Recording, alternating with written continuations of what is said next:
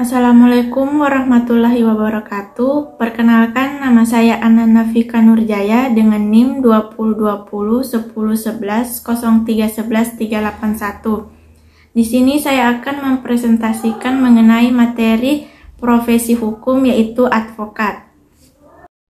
Dalam pengertiannya, persyaratan profesi hukum ini harus mempunyai keahlian di bidang hukum dan memiliki persyaratan moral seperti kejujuran, otentik, bertanggung jawab, kemandirian moral, dan keberanian moral. Advokat di dalam Undang-Undang Nomor 18 Tahun 2003 tentang advokat diartikan sebagai orang yang berprofesi memberi jasa hukum, baik di dalam maupun di luar pengadilan, yang memenuhi persyaratan berdasarkan ketentuan undang-undang.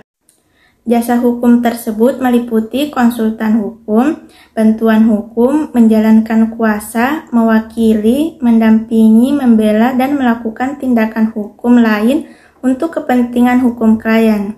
Dengan demikian, pelayanan yang diberikan seorang advokat lebih luas, yaitu meliputi bidang litigasi atau dalam pengadilan dan non-litigasi yaitu di luar pengadilan.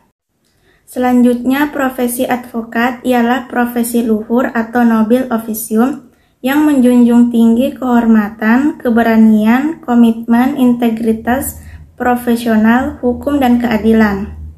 Profesi advokat ini diatur dalam Undang-Undang Nomor 18 Tahun 2003 tentang advokat, dan mengakui advokat adalah bagian dari caturwangsa penegakan hukum di samping hakim, jaksa, dan polisi, sehingga disebut sebagai officer of the court.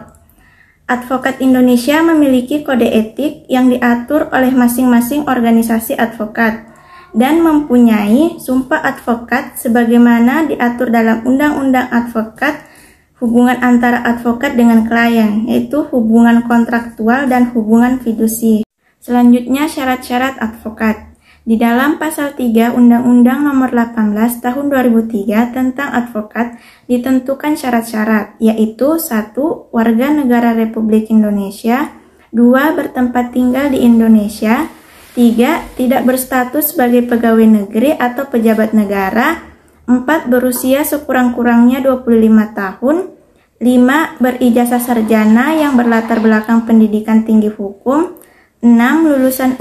Lulus ujian yang diadakan oleh organisasi advokat, 7. Magang sekurang-kurangnya 2 tahun terus-menerus pada kantor advokat, 8. Tidak pernah dipidana kejahatan yang diancam dengan pidana penjara 5 tahun atau lebih, 9. Berperilaku baik, jujur, bertanggung jawab, adil, dan mempunyai integritas yang tinggi.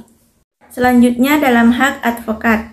Advokat berhak secara bebas menjalankan tugas dan profesinya untuk membela perkara dengan tetap berpegang pada kode etik dan peraturan perundang-undangan yang berlaku. Advokat berhak untuk mengeluarkan pendapat atau pernyataan dalam membela perkara di dalam sidang pengadilan dengan tetap berpegang pada kode etik dan peraturan perundang-undangan yang berlaku. Yang ketiga, advokat berhak memperoleh informasi, data, dan dokumen lainnya, baik dari internal pemerintah maupun pihak lain yang berkaitan dengan kepentingan perkara advokat. Advokat berhak menerima honorarium atas jasa hukum. Hak advokat ini diatur dalam pasal Undang-Undang Nomor 18 Tahun 2003 tentang advokat. Selanjutnya, advokat sebagai profesi etis. Advokat di dalam menjalankan tugasnya tidak hanya sebatas pada kepentingan dan tanggung jawab kepada kliennya semata, akan tetapi juga kepada negara, masyarakat, dan pengadilan. Tugas-tugas advokat ini yaitu memberikan pelayanan hukum, memberikan nasihat hukum, memberikan konsultasi hukum, memberikan pendapat hukum, menyusun kontrak-kontrak, memberikan informasi hukum, membela kepentingan dan mewakili klien di dalam atau di luar pengadilan, membela dan melindungi hak asasi manusia, serta memberikan bantuan hukum dengan cuma-cuma kepada rakyat yang lemah dan tidak mampu. Sebagai profesi etis, advokat perlu tunduk pada norma-norma dalam rangka penegakan hukum.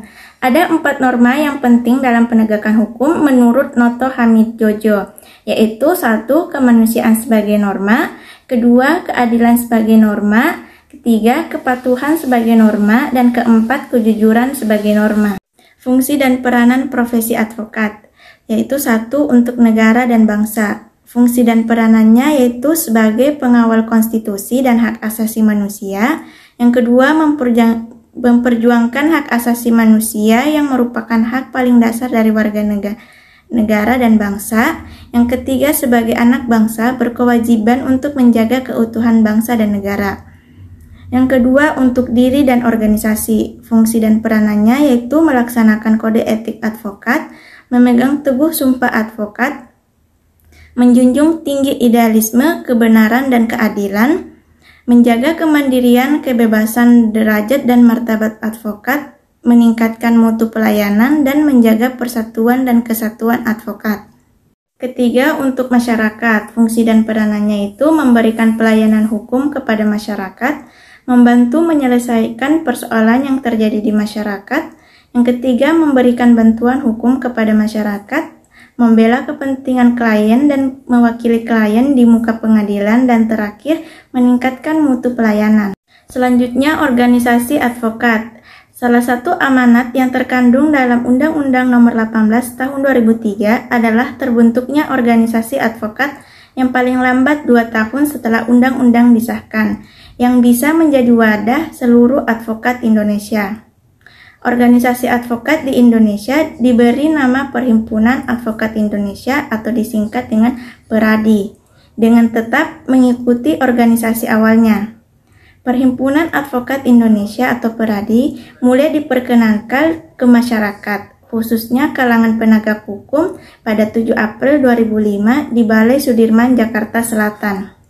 Kemudian pada pasal 32 ayat 3 Undang-Undang Advokat menyatakan bahwa untuk sementara tugas dan wewenang organisasi advokat dijalankan bersama-sama oleh yaitu 1. Ikatan Advokat Indonesia, yang kedua Asosiasi Advokat Indonesia, yang ketiga Ikatan Penasihat Hukum Indonesia, yang keempat Himpunan Advokat dan Pengacara Indonesia, yang kelima Serikat Pengacara Indonesia, yang keenam Asosiasi Konsultan Hukum Indonesia, yang ketujuh Himpunan Konsultan Hukum Pasar Modal, dan kedelapan Asosiasi Pengacara Syariah Indonesia. Selanjutnya, hal-hal penting yang berkaitan dengan advokat, yaitu 1. Hak imunitas advokat. Hak imunitas advokat ialah kebebasan advokat untuk melakukan atau tidak melakukan setiap tindakan dan mengeluarkan atau tidak mengeluarkan pendapat, keterangan, atau dokumen kepada siapapun dalam menjalankan tugas profesinya, sehingga karenanya dia tidak dapat dihukum sebagai konsekuensi dari pelaksanaan tugasnya tersebut. Kebebasan artinya tidak di bawah tekanan, ancaman, hambatan, ketakutan, atau perlakuan yang merendahkan harkat dan martabat profesi advokat. Ada 2 hak imunitas yang dimiliki advokat, yaitu hak imunitas di dalam sidang pengadilan dalam pasal 14 dan 16 Undang-Undang Advokat, dan hak imunitas di luar sidang pengadilan yaitu pada pasal 15 Undang-Undang Advokat. Hal-hal penting selanjutnya yaitu 2. Tradisi menjaga rahasia klien. Ada beberapa aturan yang menjelaskan kewajiban advokat dalam menjaga kerahasiaan klien. Di antaranya pada pasal 19 Undang-Undang Nomor 18 Tahun 2003 tentang advokat yang mengatur sebagai berikut, yaitu advokat wajib merahasiakan segala sesuatu yang diketahui atau diperoleh dari kliennya karena hubungan profesinya, kecuali ditentukan lain oleh undang-undang. Yang kedua, advokat berhak atas kerahasiaan hubungannya dengan klien, termasuk perlindungan atas berkas dan dokumennya terhadap penyitaan atau pemeriksaan, dan perlindungan terhadap penyadapan atas komunikasi elektronik advokat. Ketiga, larangan iklan advokat. Publisitas seorang advokat diatur dalam Kode Etik Advokat Indonesia, yang pada pokoknya berisi 2 macam larangan. Larangan termaktub dalam pasal 8 huruf B yang berbunyi, pemasangan iklan semata-mata untuk menarik perhatian orang adalah dilarang.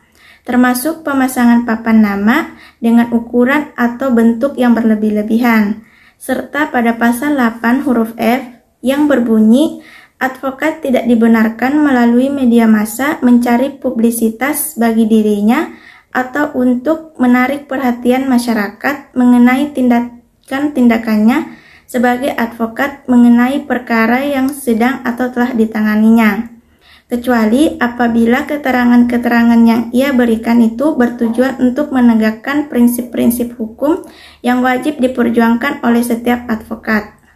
Hal-hal penting selanjutnya yaitu keempat, larangan konflik kepentingan. Advokat dilarang memiliki konflik kepentingan. Hal ini berkaitan dengan komitmen loyalitas, hubungan kepercayaan dan kerahasiaan klien baik yang pernah ditangani maupun yang sedang ditangani. Apabila ada benturan kepentingan, maka advokat harus mengundurkan diri.